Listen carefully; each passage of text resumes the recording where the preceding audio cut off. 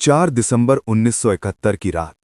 अरब सागर की लहरें बिल्कुल शांत थीं, लेकिन उस सन्नाटे के नीचे एक ऐसा तूफान पल रहा था जो कुछ घंटों में इतिहास बदलने वाला था। सवाल सिर्फ एक शहर पर हमले का नहीं था, सवाल था पाकिस्तान की नौसेना की रीढ़ तोड़ने का और पूरे अरब सागर का नियंत्रण अपने हाथ में लेने का। 1971 का युद्ध आधिकारिक रूप से शुरू हो चुका था। पूर्वी मोर्चे पर जमीन पर लड़ाई तेज थी, लेकिन पश्चिमी समुद्री सीमा पर एक और बड़ा खेल चल रहा था। पाकिस्तान को पूरा भरोसा था कि उसकी नौसेना और कराची का बंदरगाह सुरक्षित है। उसे लगता था कि भारत इतनी दूर समुद्र के अंदर आकर हमला करने की हिम्मत नहीं करेगा। लेकिन भारतीय नौसेना के युद्ध कक्ष में एक ऐसी योजना तैयार हो रही थी जो अब तक के सभी नियम तोड़ने वाली थी।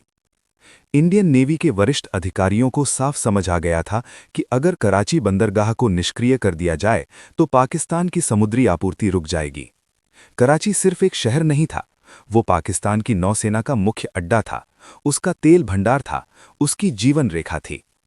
लेकिन समस्या ये थी कि कराची भारतीय तट से लगभग 400 किलोमीटर दूर था।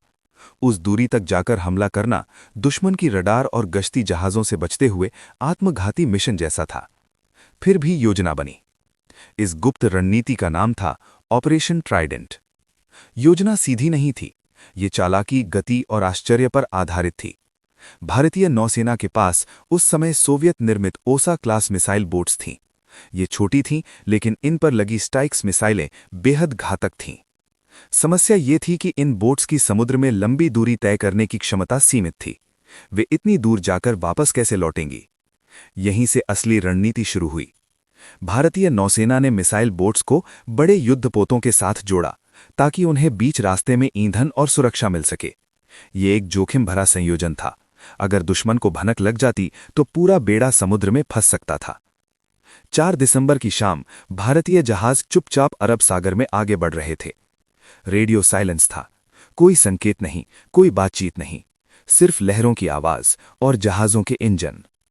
उनमें शामिल था आईएनएस निपट, आईएनएस निर्घात और आईएनएस वीर, छोटी लेकिन घातक मिसाइल बोट्स। पाकिस्तान को जरा भी अंदाजा नहीं था कि भारतीय बेड़ा उसकी ओर बढ़ रहा है। करीब रात 10 बजे भारतीय रडार को पहली हलचल दिखी। ये पाकिस्तानी जहाज था, कराची पोर्ट के पास गश्त कर रहा। निर्णय लेना था, हमला करें या और करीब जाएं। कमांडर ने आदेश दिया, लक्ष्य पर लॉक करो। कुछ ही सेकंड में स्टाइक्स मिसाइल दागी गई। अंधेरे समुद्र को चीरती हुई मिसाइल आगे बढ़ी और कुछ क्षण बाद विस्फोट की चमक आसमान में दिखी। वो पाकिस्तानी विध्वंसक पीएनएस खैबर था। लेकिन ये तो बस शुरुआत थी।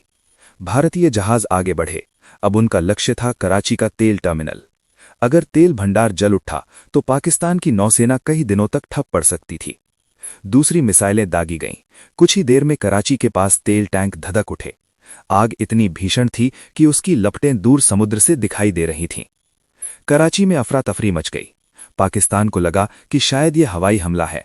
उनकी वायुसेना सक्रिय हुई, लेकिन तब तक भारतीय जहाज अपना काम कर चुके थे। सबसे बड़ा जोखिम अब शुरू हुआ था, वापसी। अगर पाकिस्तानी वायुसेना ने उन्हें ढूंढ लिया तो छोटी मिसाइल बोट्स बच नहीं पाती। वे तेज थीं, लेकिन असुरक्षित भी। भारतीय बेड़ा तेजी से दक्षिण की ओर मुड़ा। रेडियो अब भी शांत था, हर मिनट भारी लग रहा था। सुबह होते होते भारतीय जहाज सुरक्षित लौट चुके थे। लेकिन कहानी यहीं खत्म नहीं हुई। इस हमले के कुछ दिन बाद भारतीय नौसेना ने दूसरी योजना शुरू की, ऑपरेशन पाइथन। इस बार लक्ष्य था बचा खुचा ढांचा। पाकिस्तान अब सतर्क था, लेकिन भ्रम में भी था। उसे समझ नहीं आ रहा था कि हमला किस दिशा से आया था। भारतीय जहाज फिर रात के अंधेरे में आगे बढ़े। एक बार फिर मिसाइलें दागी गईं। कराची के तेल टैंक फिर जल उठे। बंदरगाह पर जहाज खड़े रहने से डरने लगे। समुद्री व्यापार लगभग रुक गया। इन हमलों का असर सिर्फ भौतिक नुकसान तक सीमित नहीं था, ये मनोवैज्ञानिक झटका था। पाकिस्तान की नौसेना, जो खुद को सुरक्षित मान रही थी, अब अपने ही तट पर असुरक्षित थी। अरब सागर में शक्ति संतुलन बदल चुका था। इन अभियानों के पीछे सिर्फ साहस नहीं, बल्कि सूक्ष्म योजना थी। भारतीय नौसेना ने पाकिस्तान के रडार कवरेज, समुद्री गश्त के पैटर्न और प्रतिक्रिया समय का महीनों अध्ययन किया था। यह हमला अचानक नहीं था, ये एक गहरी समुद्री रणनीति का परिणाम था। सबसे दिलचस्प बात यह थी कि पाकिस्तान को लंबे समय तक ये स्पष्ट नहीं था कि हमला किस दिशा से हुआ था। भ्रम इतना था कि कुछ समय के लिए उन्होंने अपने ही जहाज़ों को शक की निगाह से देखा।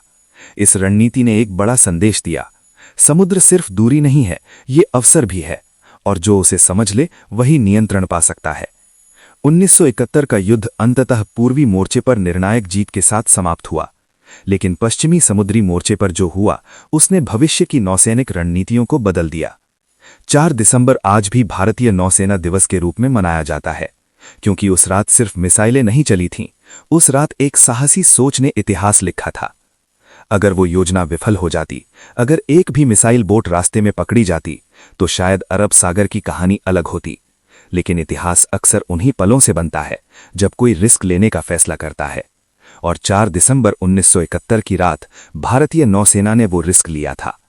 कभी कभी युद्ध गोलियों से नहीं, रणनीति से जीता जाता है, और उस रात अरब सागर ने देखा कि सन्नाटे में चलने वाली एक गुप्त चाल पूरे युद्ध को मोड़ सकती है।